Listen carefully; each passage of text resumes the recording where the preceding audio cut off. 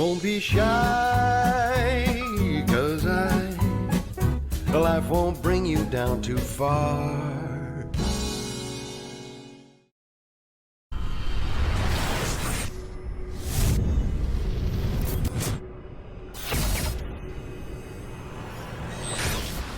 This is KUGAN CASSIUS for IFL TV in association with MTK Global. It's fight week 4 of fight camp.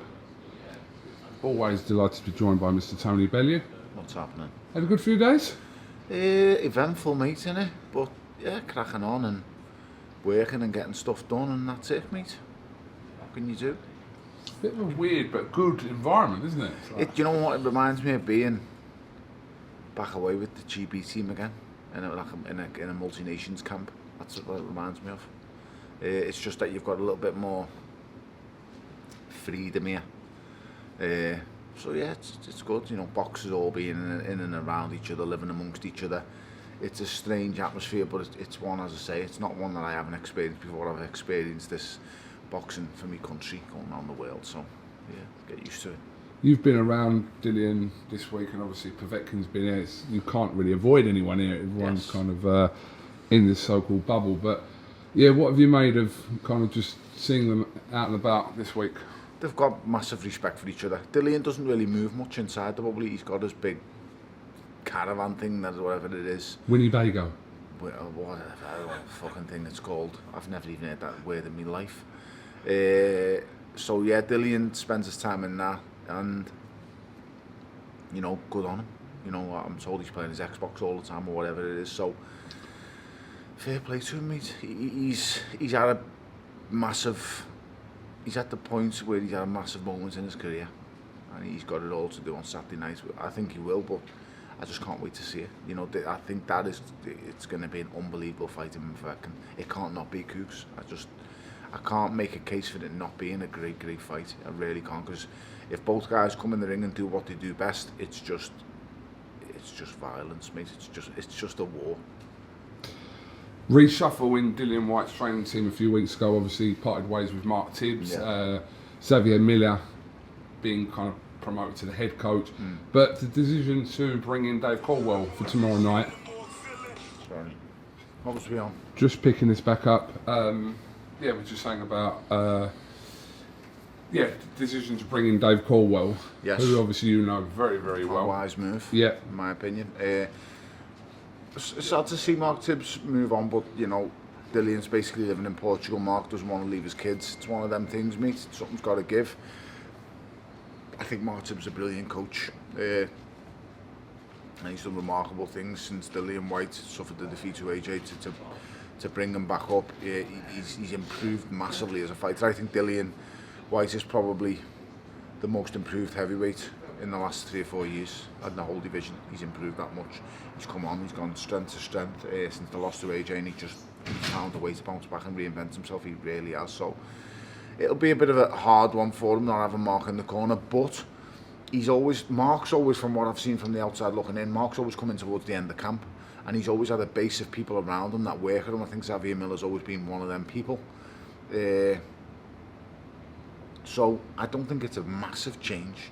You know, all the work that's been done these last 12 weeks, it's been done. The coach has done his job in these last 12 weeks.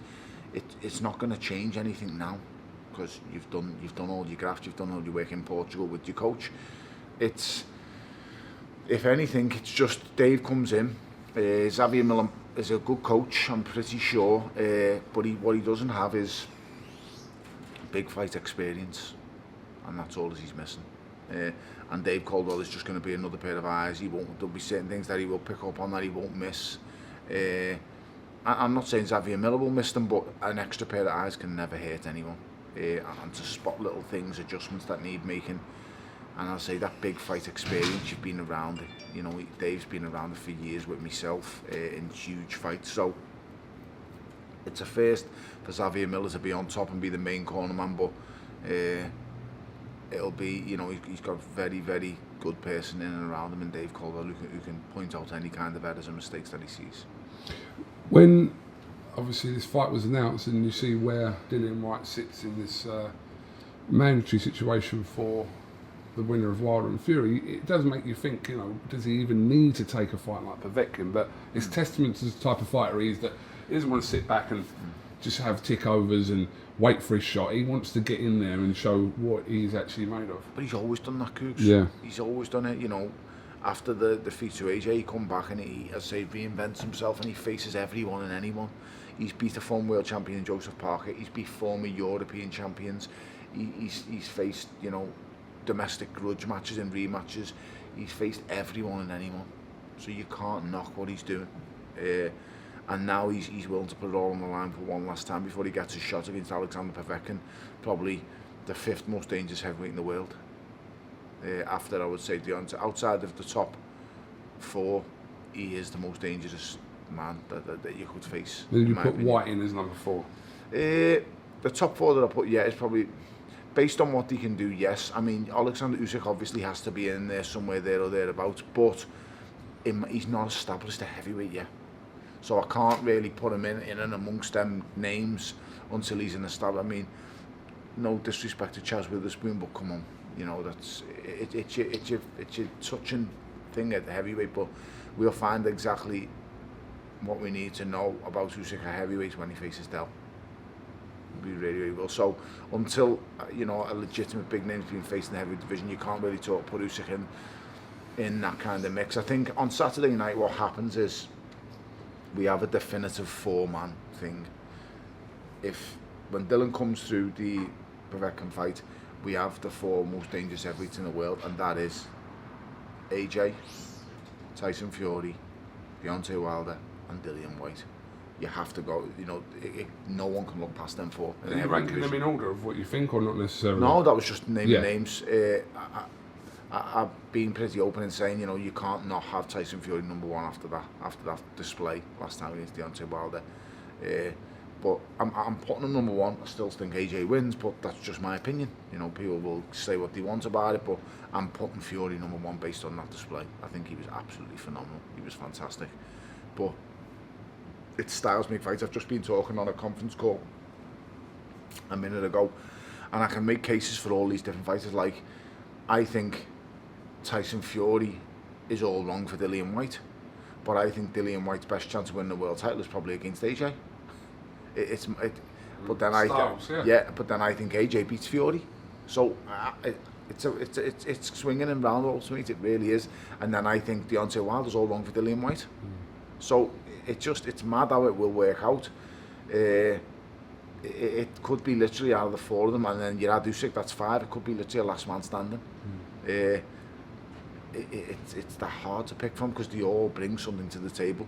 You know, no one's as big of a dog and an inside war and loves it like Dillian White.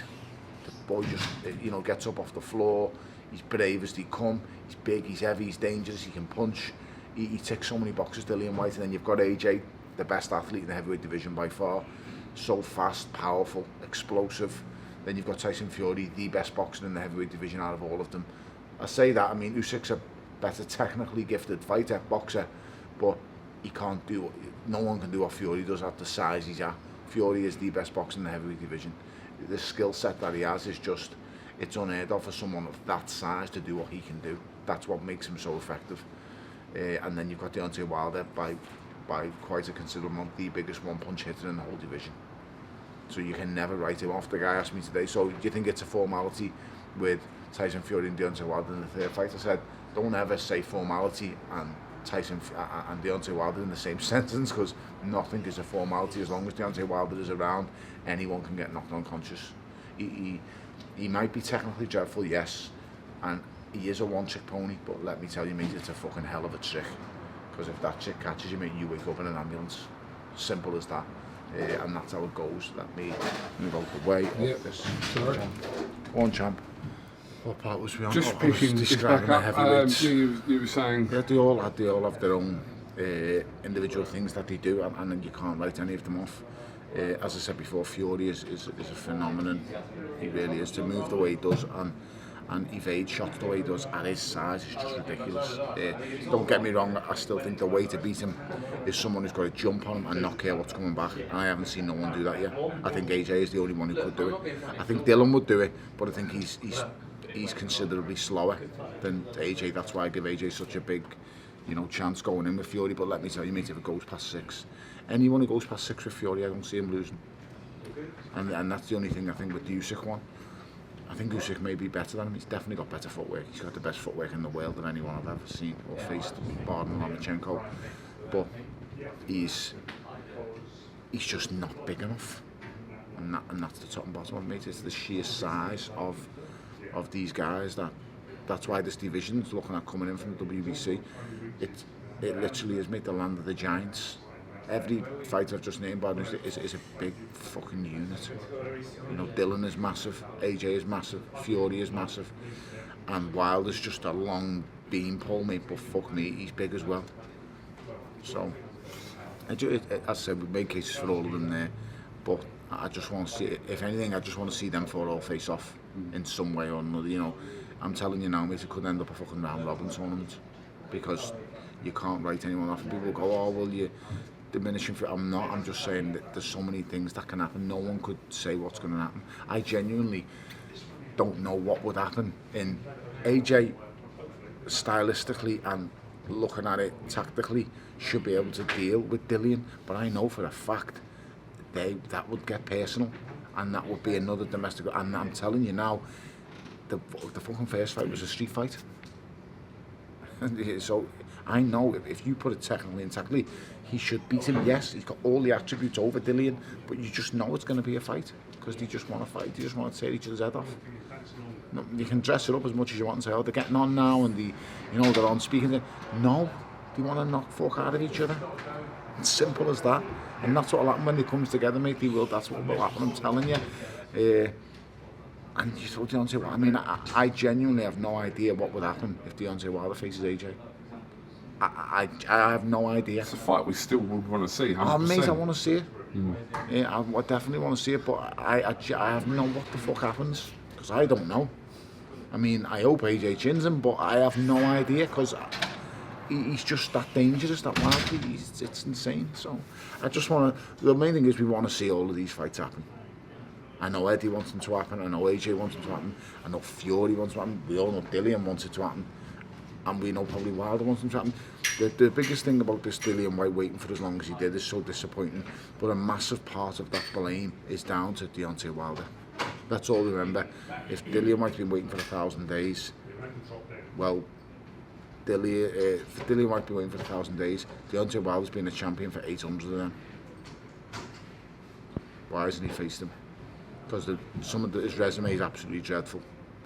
He's faced one elite fighter. And how many fights does he have? 40? More than 40 now, I think. Or is it? Roughly around 40, yeah. He's had 40 plus. He's faced one elite fighter and all of 40 fights. He's had how many? Ortiz? Put Ortiz in there, couldn't you? Yeah, elite fighter, I suppose so. But he's 105. So, Tony, if White comes through tomorrow night, yes, which we hope he does, Eddie Hearn's going to push this WBC situation as much as he can. If Wilder and Fury isn't going to happen this year, he said, why doesn't White fight Fury this year instead? This year? If the Wilder fight isn't going to happen, that's what Hearn's been saying, well, he's your mandatory anyway. But he's so contractually obligated, so believe you me, that fight can't happen this year.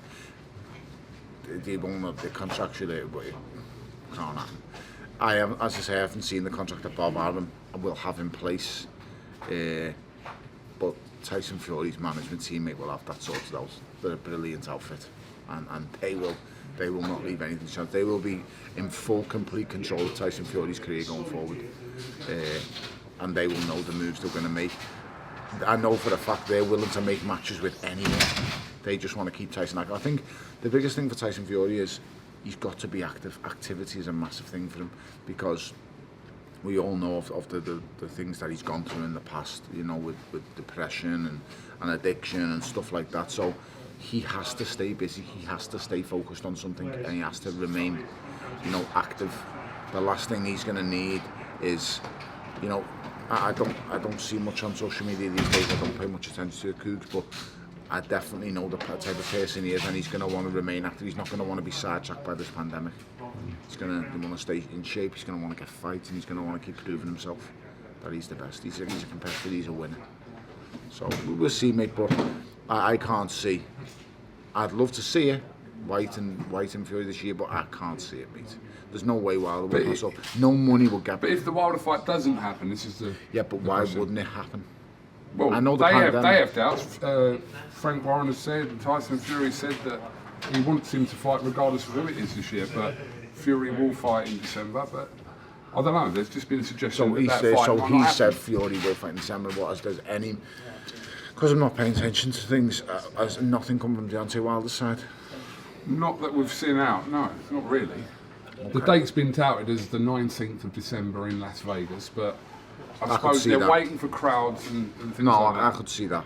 And if anywhere's going to pop the crowd bubble, it'll be Vegas. If anywhere's going to pop it, and it's happening, it'll be Nevada, it'll be Vegas, 100%, because they're a law to themselves. Them casinos just call the shots, mate. They're a law to themselves. Tony, Frank Warren suggested that Daniel Dubois should fight Dillian Whyte this year. Yeah. What do you think about that? Just the fight in general. I mean, Dillian Whyte's argument is, why would he fight Daniel Dubois when he's sitting mandatory? Mate, yeah, it's just clickbait, innit? So, and I'm not going to participate in this clickbait. So, okay. Do you like the fight at all? I think Dubois is the real deal. I like the fighter. I think he's a very good fighter. But how many fights has he had now? 15 odd. So, is he ready for a fight of that magnitude? In no way, shape or form. No, he's not. Has he been anyone remotely even close to Dillian Whyte? Are you being genuine when you say you want to make that match? Are you really being genuine? So, clickbait in my opinion. So we'll see. I really do rate Daniel Dubois. I'm not going to lie. I think the kids, and as I say, I speak to people inside the game, people who have worked with him in the gym, sparred with him. He's the real deal. He's not to be fucked with. He's a good fighter. Joshua's going to be here tomorrow night. Okay. Working for Sky. Okie doke. Makes two of us. What's that? Makes two of us. He'll be in the separate area. Oh, okay. Won't be allowed to enter the ring or go near the ring. Okay. But they've mentioned that I think Joshua made some comments saying that he might give Dillian a slap or a backhander. Dillian said if he does, blah blah. I think it's all a bit tongue-in-cheek, to be honest with you. Oh no, listen, I've got, as I say, everyone knows I'm cool with AJ. We've tight over the years. I've known him a long time. I get on great with Dillian these days. I never used to, but we do. I have a massive respect for both of them. No one's telling me any different, mate. If them two fight, it's just, I don't give a shit how much who's come fired, who's done what. They're gonna take each other's head off. You say, be nice about it, put a smile on your face on at the minute you guys get in the ring, mate. It's personal. They've got so much history. So, it's just insane. I actually think that's Dillian's best route towards a world title, because I think AJ's the man who will stand and have a fight with him and fight on his terms. When he shouldn't, because he has so much attributes and he's shown that he can adapt now. AJ has shown a completely different side to him in the Parker and the Ruiz fights. He's shown that he can be patient. He's shown that he can box and use his attributes to benefit himself. So, but I just know, I get face to face with Dillian and it'll just get personal and shit will go mad. And he'll just have a fight with him, and you just know, because that instinctive fighter inside of him will always come to the forefront at some stage. It just will. Doesn't matter how much you try and tame it. And it's the same with Dillian. Dillian will have tactics and things that he's working on in this fight, but once Povetkin belts him, and they've got great respect for each other, as you've seen on the stage, there's no atmosphere, there's no animosity. When Povetkin slaps him on the chops tomorrow night, believe you me, mate, he will soon switch up. He will think, you cheeky fuck, and I'm gonna lace you. And that's just, I might just be, I think, you know what I mean, because I'm a sick bastard, but that's just what I can see. Tony, what, just kind of moving away from the heavyweights, what have you made of this like Canelo situation? The WBC ordered him and Yildirim to fight the other day. It's just, I haven't got it. Still unclear who, sorry, it's still unclear just who keep he's spitting gonna on me, fight. you know, just give me the coronavirus, don't worry about it, you know. I've been COVID-19. tested 4 times. I'm fine. Just keep spitting on me, mate, don't worry, it's okay, we won't take offence. No, it's a bit of a dreadful situation, really. I've seen a 36-1 vote. It was 36 against it and 1 was for it, or was it? 1 was for it and 36 against it. I don't know, but I work with the WBC on certain issues, and they're a brilliant organisation. It's just that this is just horrendous, isn't it? So Callum Smith's been is WBA champion. I think he's WBC Diamond champion, and Callum Smith is the more ideal, perfect person to do it. So they should have just went, listen, guys, let's go to Perspits. Callum Smith, you Canelo, put it out there. Canelo wants to be a unified champion. You know what? Quite simply, face the best super middleweight in the world. Don't face the 105th best super middleweight in the world. Face the best super middleweight in the world in Callum Smith. So that's what should have happened, in my opinion. Can you tell us about what your role is within the WBC now in this proposed new weight category as well? I'm just an ambassador. They've put me in charge of sorting out this new weight category. I ideally, personally, would like to see it go 175 to 190, 190 to 215. Because I think the gap between 175 and 200 is too much. £25 weight gain is just too much for some fighters. The old division used to be 186. That's what I would love to cruiserweight, and then anything 186 was a heavyweight. I do understand why. I do see the gap between the small heavyweights, like Povetkin. What I'd like to see is like, okay, this new division's created, and then the first fight up to fight for the title would be Povetkin and Deontay Wilder. So, you know, looking at Povetkin, he's not going to be that heavy today, I don't think.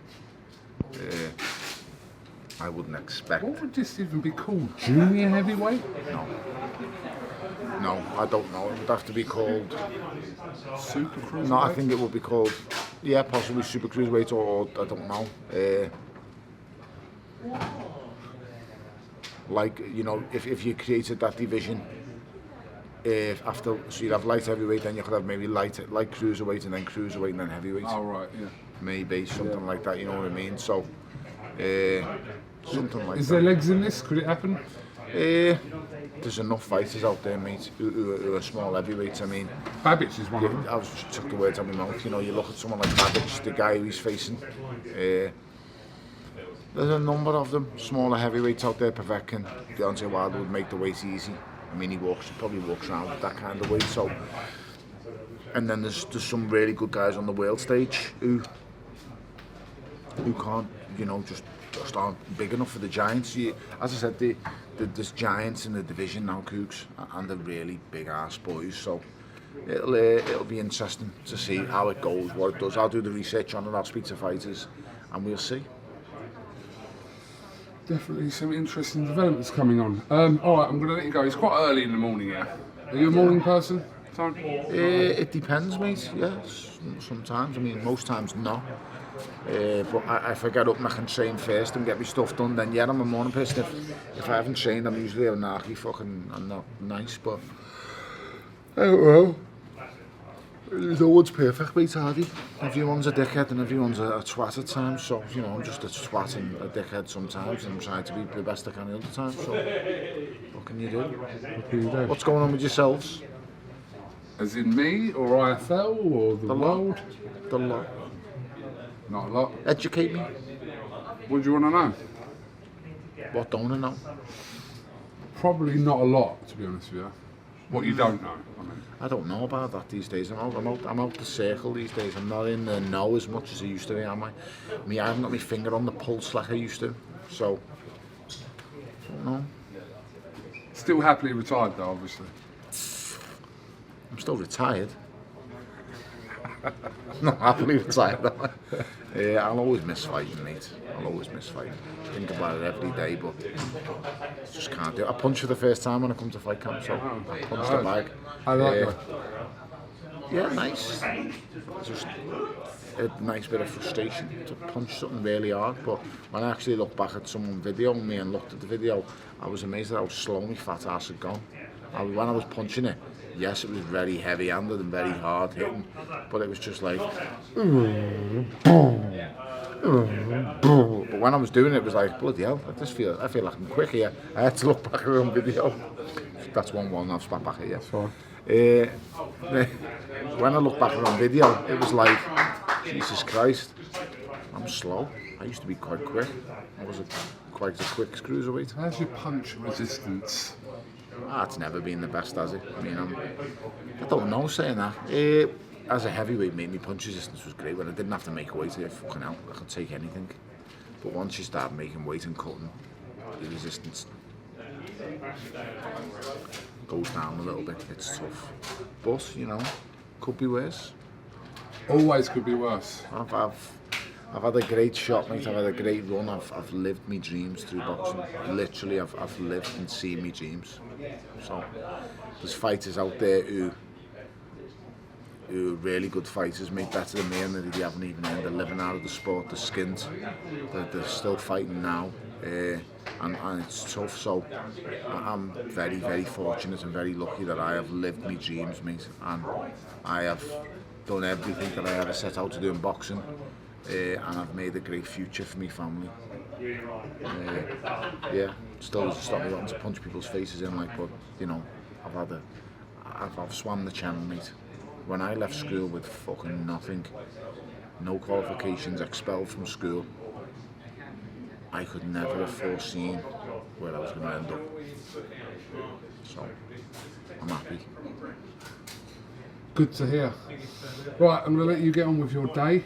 Much appreciate your time as always, Mr. Bellew. Always a pleasure, mate. Send me the link and I will post it out, and keep watching and listening to IFL TV. Didn't even ask you to do that, mate. Don't be shy,